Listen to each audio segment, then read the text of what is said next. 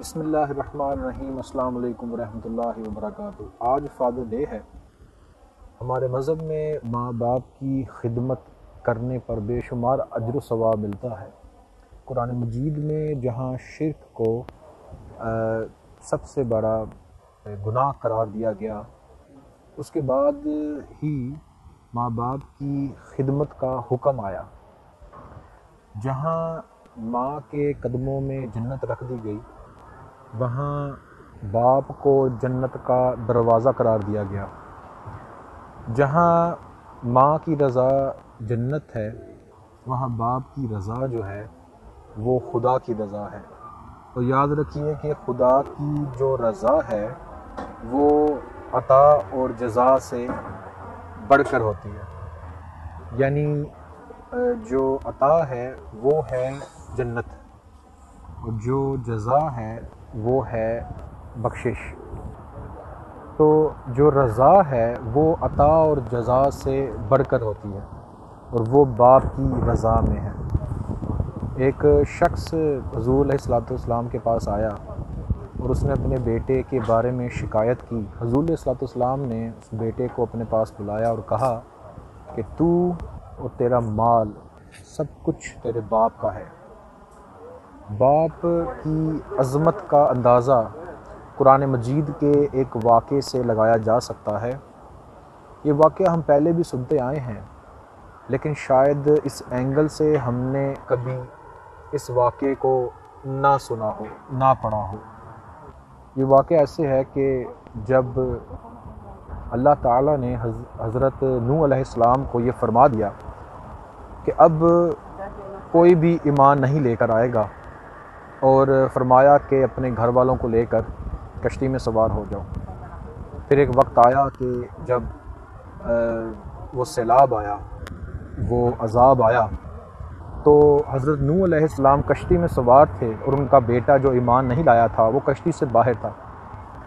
یہ جانتے ہوئے بھی کہ اللہ تعالیٰ نے یہ حکم دے دیا تھا کہ اب کوئی بھی شخص ایمان نہیں لے کر آئے گا، یہ جانتے ہوئے حضرت نوح علیہ السلام نے اپنے بیٹے کو ایک آخری آواز دی کہ ابھی بھی وقت ہے، ایمان لے آ تو بچ جائے گا۔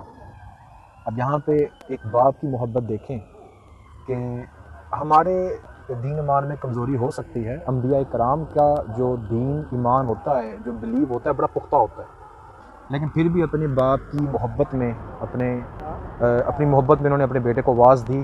اسی دوران ایک موج آئی اور ان کے بیٹے کو اڑا لے گئی۔ اس کے بعد بات یہاں ختم نہیں ہوئی۔ جب یہ سارا معاملہ ختم ہو گیا تو حضرت نوح علیہ السلام نے اللہ تعالیٰ سے فرمایا کہ کیا میرا بیٹا میرے گھر والوں میں شامل نہیں تھا؟ تو یہاں سے اندازہ کریں کہ ایک باپ کی محبت اپنی اولاد کے لیے کیسی ہوتی ہے۔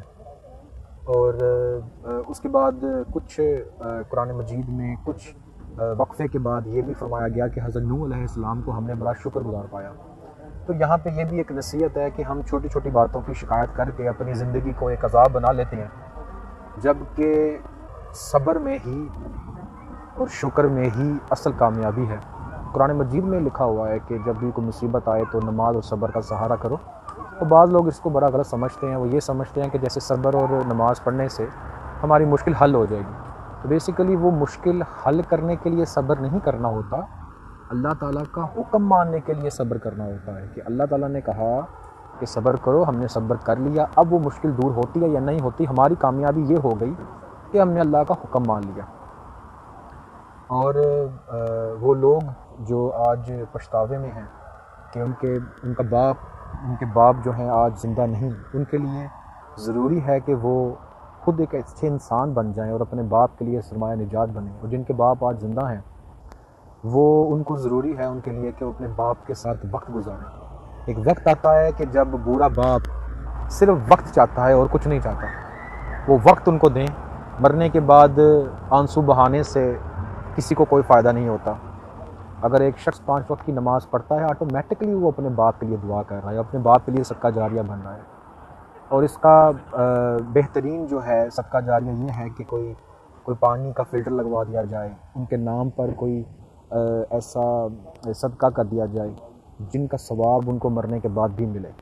اور اگر آپ ایسا عمل کرتے ہیں تو اللہ تعالیٰ پھر آپ کی اولاد کے دلوں میں بھی ایسی محبت اور ایسی سوچ ڈال دیتا ہے کہ جب آپ دنیا سے جائیں تو وہ آپ کے لیے سرمایہ نجات بنے۔